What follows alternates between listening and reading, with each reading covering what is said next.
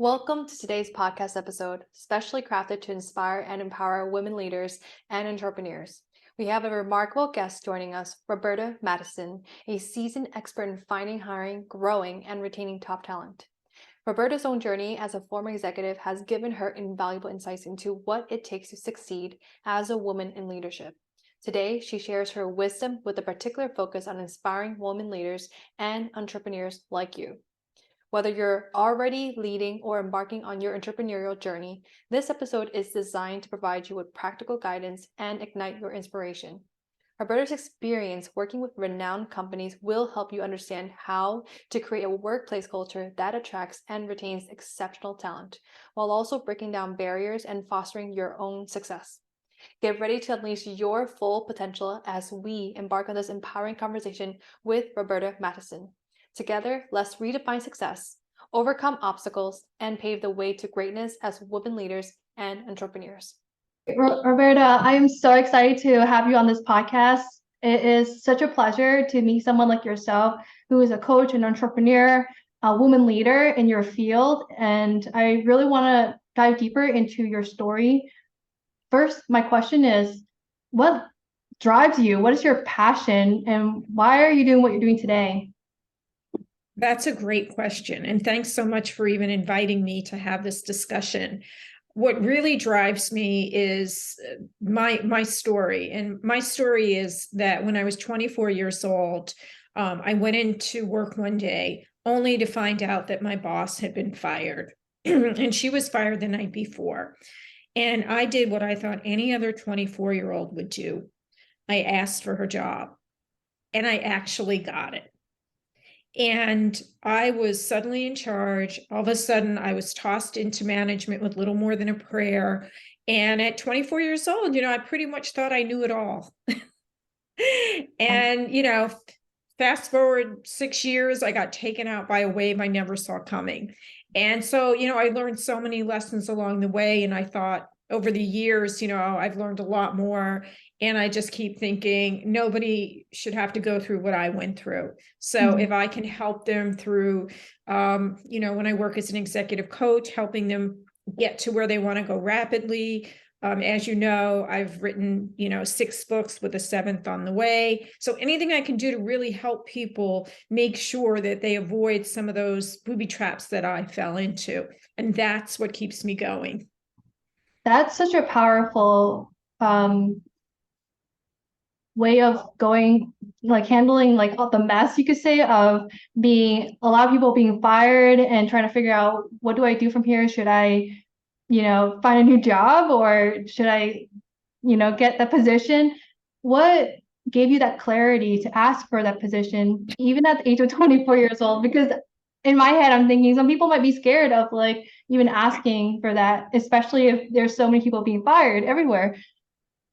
I just think it was being naive. Like, why wouldn't they give me this job? I mean, I was 24.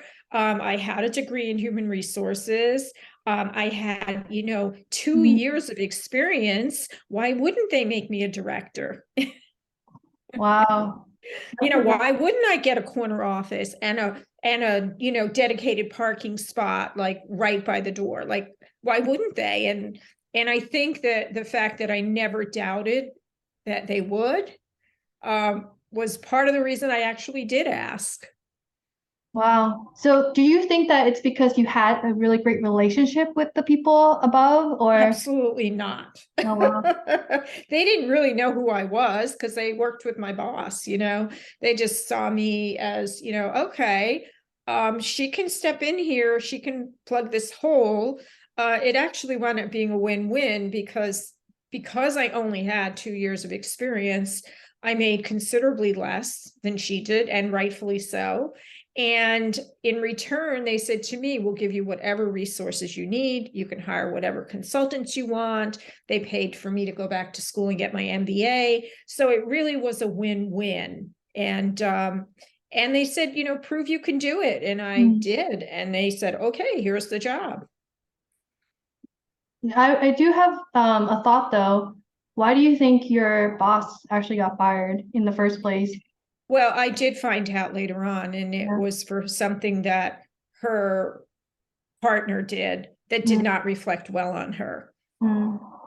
Wow. So That's so interesting to know that your decisions, no matter which stage you are in, can really affect your career. But in this case, you didn't really know what happened, but you just thought about yourself and where you wanted to go. Did you just have that goal or vision even before going into your career that you wanted to go into an executive position, or doing something more? yeah, I mean, I think we all, when we start our careers, I mean, what do we all want to be? We want to be a VP, or we want to run our own business. I mean, we all have goals. I don't know anyone who says, I want to do the same thing I was doing when I was 24, when I'm 44, just nobody I know is like that. So, I mean, I just think it's important to, have a clear sense of what you want, and then not be afraid to ask for it. Because I know a lot of people would have been like, oh my God, like this job requires 10 years of experience, or 20, like, what are you doing? You don't deserve this. They're going to think you're crazy. It's like, who cares? Like, if you don't ask, the answer will always be no. That's a good point. If you don't ask, the answer will always be no. Is it the no that you tell yourself, or just Both. Yeah. Both, because you're not going to get anything if you don't ask. No Yeah. one's going to come to you and say, oh, you're 24 years old, you're absolutely qualified for this job, we're going to make you a director. Here's Right. the keys to the executive washroom, Right. no. Yeah. Yeah, you got a point. I'm just thinking back because I understand that every single maybe upbringing is a little different, and how like the kind of people we surround ourselves with could also affect the way that we make decisions earlier on and have this incredible like faith in ourselves or courage. What do you think influenced you in terms of like your upbringing? Was it your parents, or maybe like your teachers, who really helped you and influenced you to become such a strong-minded individual? Well, I don't think anyone really helped me, which is the reason why I became one. Mm. My parents did not pay for my college. I went to a private university. I mean, I had to do everything on my own. There was no help. And so I knew that I had to take care of myself. There was no safety net. Nobody was going to come rescue me. Mm. And I think today, a lot of people, they have that safety net, and lucky for them, I wasn't so lucky. So they, should not be afraid to take risks, because if they fail, they have a home to go back to. They have mom and dad to pay the rent, or they have a supportive spouse or something. I just had me, Mm. So you just have to kind of put it all in perspective. That's really interesting because maybe for someone like me, I could say I had two parents growing up, right? But then my parents did go through a divorce, and then in a way, my mom still tried her best to support me. But I think there are some people who have this fixed mindset where I've gone through so many different struggles, and I'm gonna keep on going through these struggles, and like poor me, that situation. How did you, not having the support of your parents at times, or going through college on your own and figuring things out for yourself, how did you just process your life in such a way that said, I'm going to have a goal, this is what my goal looks like, and I'm going to achieve it, and I'm going to be going to this,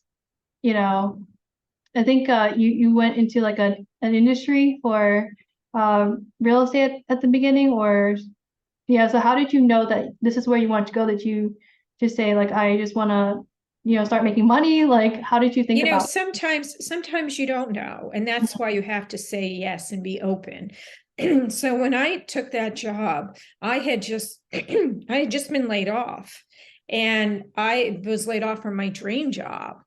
And so I didn't go in thinking, oh, I'm going to work for a commercial real estate company.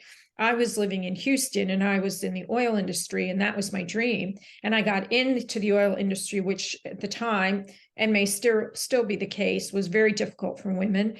And I landed this dream job, and then 14 months later, everything crashed.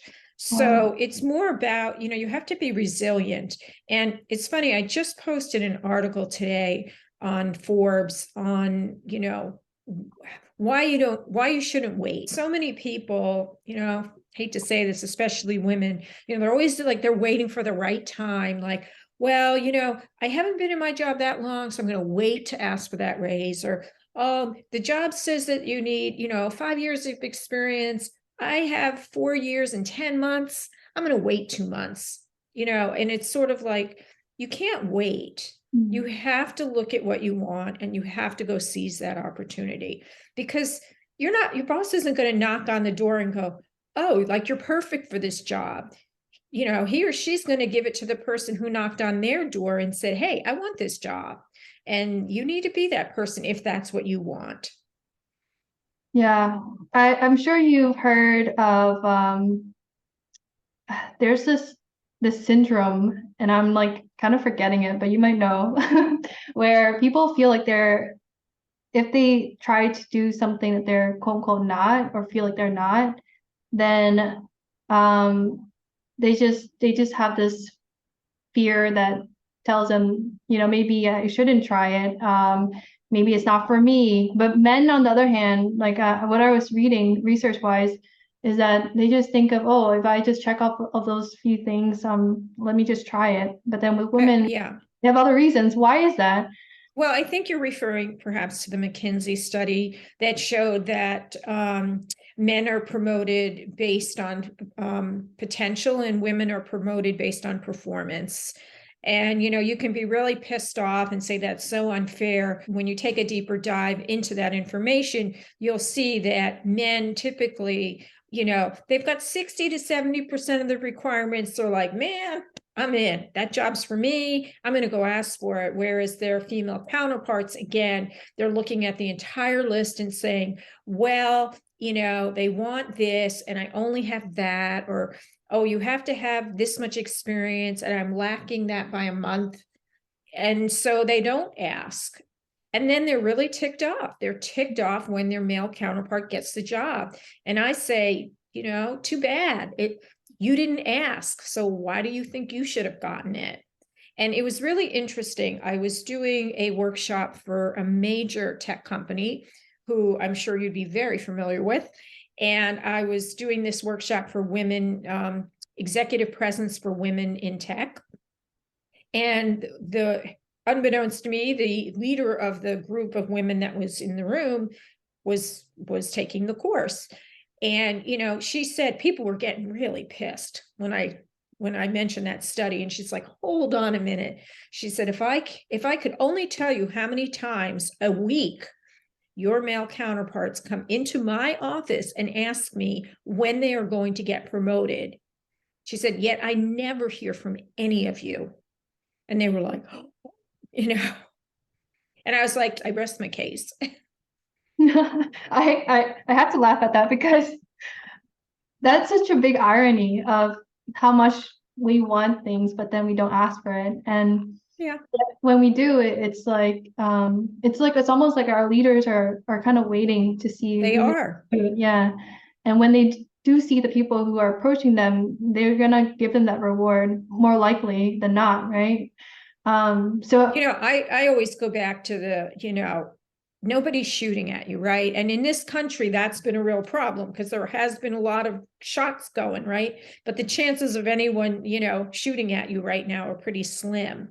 And so what do you got to lose? that's true. I love to go back to the 24-year-old version of yourself when you had to, let's say, hire or fire someone. Given that you were in the position having been fired yourself and then also being promoted, right, to such a high degree, how did you go about doing that? Like, what was your thinking process that may have differed from people prior to you? Well, I mean, when I told you about that oil company I was laid off from, my boss, just before I got laid off, like 5 minutes before, had me lay off someone. Someone who had been with the organization a long time. He happened to have 5 children. Like, I knew his whole story. So she made me do that, right? And then she did it to me. And I say that because, my whole thing throughout, and I coach a lot of CEOs and leaders on how to lead and manage and, build a sustainable workforce. My whole thing is, you come from a place of compassion. And look, it's a tough decision. And maybe the employee brought it upon him or herself, but it doesn't make it any less hurtful to hear. And you're about to change their life. So, and maybe for the better, we don't know. So, coming at it from a position of respect and leaving that person with their ego in check, goes a really long way. Yeah. And I'm just thinking to myself, as you're talking, when it comes to management, you said you work with CEOs and leaders, like so basically individuals, or is it more of a group setting, or both, you would say? Well, mostly individuals, but I do group coaching as well. And I do leadership training, and I've got like 18 LinkedIn learning courses on the platform. I mean, I do a lot around that space. But, the principles are sound, whether you're a CEO having to let someone go or whether you're a supervisor, using good intent and leaving that person's soul intact. That's what you need to do. Wow, I don't think I hear people say that much about leaving people's soul intact, because I'm not sure if you ever read the book The Hard Things About the Hard Things, or I think this was called. But it's I remember the author talking about management, and he was saying that with good managers, it's important for people to have like some kind of training for their people. And I'm guessing what you do is you really help the managers or CEOs to think in terms of holistically, how can I train the people to be able to operate on their own without me being there, and do a really good job, and then also be able to see performance wise, like, I guess what my question is, how do you think about training or performance in the sense of individual improvement from the management standpoint? Well, I think that, most people don't come into their jobs knowing everything. And so I think there needs to be training, and you need to help people understand what your expectations are. But, even more so, there needs to be ongoing coaching. Hey, you did a great job with this. Next time, could you do that? Like, it's not just, oh, we're going to have this conversation twice a year, right? During your mid-performance review and your annual performance review. So it's really just thinking about, how can I help this person become the best version of themselves so that they're successful? Because when they look good, you look great. Walk me through a coaching experience. Let's say I'm someone who's asking you for help. How do you initiate that conversation to set them on the way to success, whether it's one session or multiple sessions? What does that look like?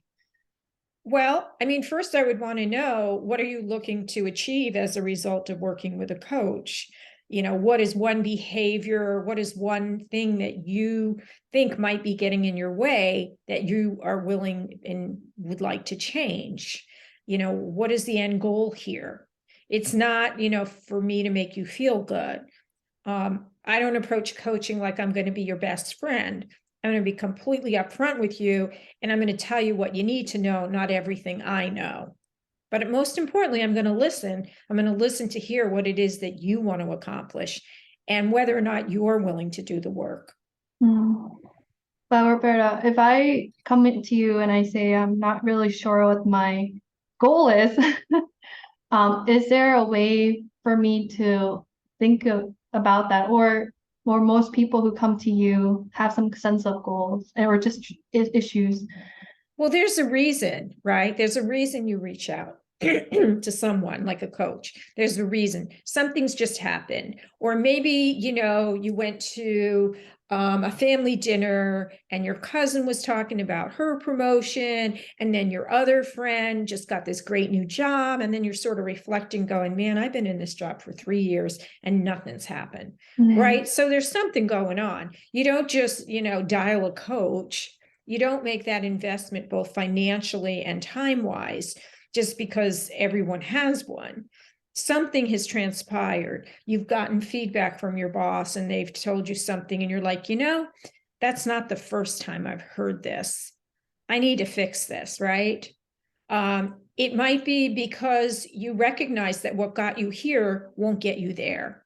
So if you want to elevate your game and you want to do that rapidly, then you hire a coach. Got it. So it's like figuring out your blockers, and sometimes maybe your team aren't able to show that to you, but a coach would kind of help you get in your head in a way and tell you what's going on in terms of your dialogue with yourself, to maybe how you're managing your time, or maybe what are some distractions you're having. What are the common trends you see when it comes to people trying to elevate their potential? Well, the majority of people, like I said, they've either gotten feedback that something's going on, and if they don't fix it, this might be the end of the road. So that's gotten their attention. They may realize that, I want to move into the next level, whether that's the executive suite or senior management or management. Clearly, there's some things that I need to do. How do I manage my boss, and so that he or she sees me as the obvious choice? How do I present myself? How do I negotiate? Right? Because I'm not just going to take this job for what they're paying me now. Right. What do I need to do to elevate my presence so that I'm top of mind and I am the go-to candidate? Yeah, help me understand what managing up looks like. I'm not sure everyone understands that. What does it mean to you? Sure. Well, managing up is managing your boss so you can get the resources you need, as well as the resources you need for your team. In fact, my book, Suddenly in Charge, half of that book is on managing up. And I'm writing a third edition as we speak. So it is a critical skill to have. It's a skill that is not taught in college, certainly not in high school.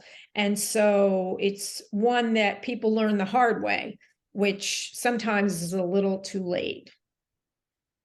Yeah, and when you say getting resources and for your team, is it just coming from whatever's inside the corporation or company, or just maybe whatever's on the internet, or people you could bring in to help your team be more effective? Like, what are you thinking when you say resources?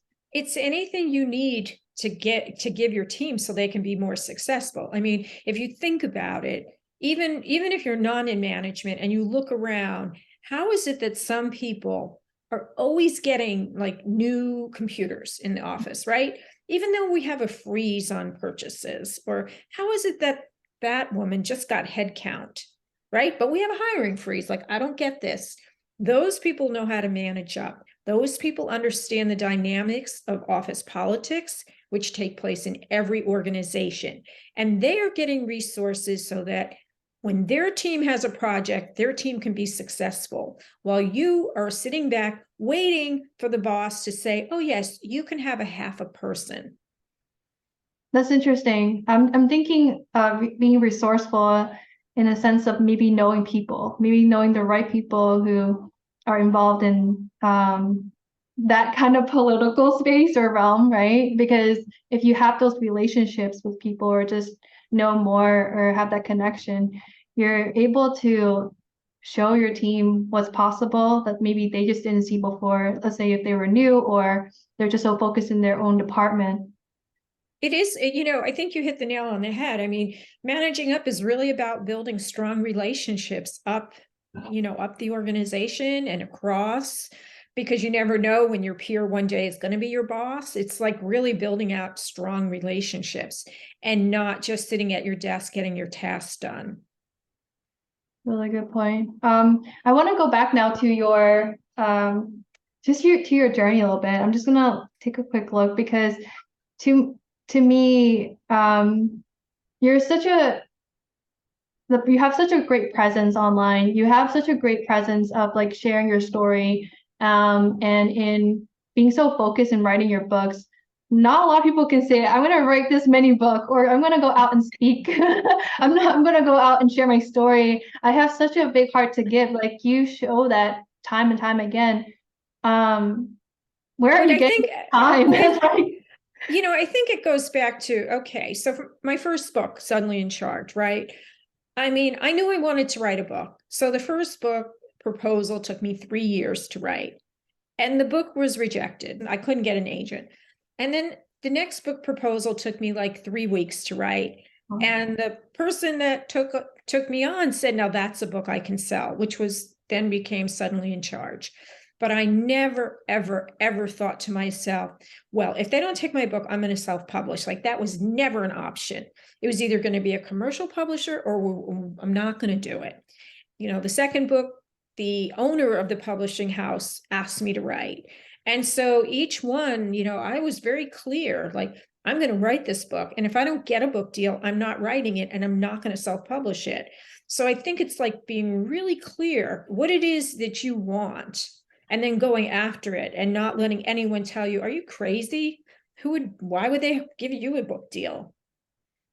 I'm thinking to myself that now I remember that word, imposter syndrome. You've heard of it probably. Like, who are you to be a writer?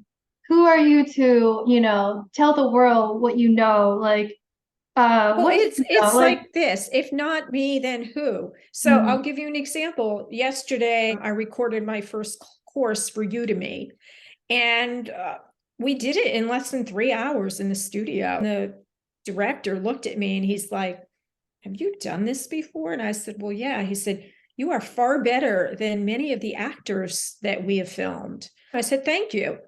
Why shouldn't I be? I'm on stage, I'm presenting my knowledge, I'm presenting my course, I know my material. Why wouldn't they give me another course instead of, oh, who's going to listen to me? What do I know? Like, I don't entertain that thought. mm, I love what you just said. I don't entertain that thought. That's such a powerful, I feel like it's going to be a big quote here because, Yeah, put it up. I yeah, don't entertain that quote. just because, like, when you allow only the good in your life, more good comes to you. And when you can ignore things that are just noise and filter them out, it's like you're opening yourself up to more and more success and opportunities. I think that's why you have created such a strong track record. But you also have to remember something. There are a ton of people who want to take you down, right? A ton of them. So why be one of those people? Like, why take yourself down? Lots of people are going to try that. But you know what? It's like, you don't need to join the club. Yeah. Oh my gosh. I feel like you're talking to me and giving me like personal advice right here. Just mute that. But Well, no, then you're going to want to listen to Suddenly in Charge. I will. I will. I wanted to, I think we're getting close to the end of time. What are some advice that you would give to young women who are either aspiring to be their own boss or being an entrepreneur, or maybe just transitioning to a different career? Yeah, I'm glad you brought that up. Don't wait. Do it now. There's no reason to wait, especially if you're early on in your career and you don't have any financial responsibilities to speak of, and you don't have a family that you have to feed. It's like, this is the time to take risks. Don't wait until you're in a situation where you may not be able to take that chance. That's a really powerful thought. And final question for you is, what inspires you? What inspires me? My two kids who are now, just entered the workforce last year. The fact that every now and again they'll be like, oh, wow, thanks, Mom. Like, that makes a lot of sense. And it'll be interesting as I write this version, the third version of Suddenly in Charge. I will once again write it with them in mind, but this time knowing that whatever I'm writing is relevant to them today, not, 15 years from now. Wow. Yeah, I love what you just said. When people think about what inspires them, oftentimes it's like the people who are coming after, right? The new generation, and in this case, your kids. And the interesting point is that I'm sure they will say the same thing where you're inspiring them. And I don't you're the know. one. I would hope, I would believe so, because like the fact that you went through the route that you did to become the woman you are today, I think that's super inspiring. I'm very grateful for us to be having this conversation today, because how many women need to hear this to know that it's possible for them too. And it's not Well, just, yeah.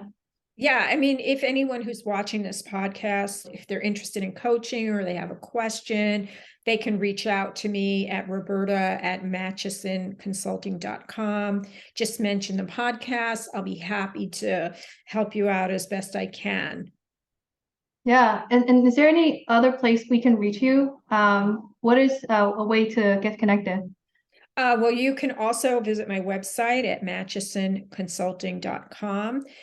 You can also send me a note on LinkedIn. Just again, if you reference this podcast, then I'll know. I get a lot of requests and I can't accept them all. So if you do, then I will. You can also follow me on Twitter and check out my books. They're all on Amazon. Definitely. Thank you so much. And Roberta, do you have any final thoughts? Anything else you want to share? I just hope that when you walk away from listening to this podcast, that you think about, what's the one thing that I can do differently as a result of what I've heard? You're not going to do everything differently. You're not going to fix everything, but what's the one thing that I can move forward a mile rather than 10 things forward an inch, and then go do it. Wow. Powerful thought. Let's do it, everyone. Let's just do that one thing, whatever it is that's on your mind. So thank you so much, Roberta, for having this amazing conversation with us. This is where we get to change lives, changing it today and taking up opportunities that we never thought we could. So Roberta, I hope you have a good rest of your day. Everyone have a great rest of your day. Thank you so much. If this is the kind of episode that you like, along with anything that was inspirational for you, go ahead and give it a like, along with some comments and feedback down in the comments below. Subscribe to this channel so that you can hear and learn more. Talk to you soon.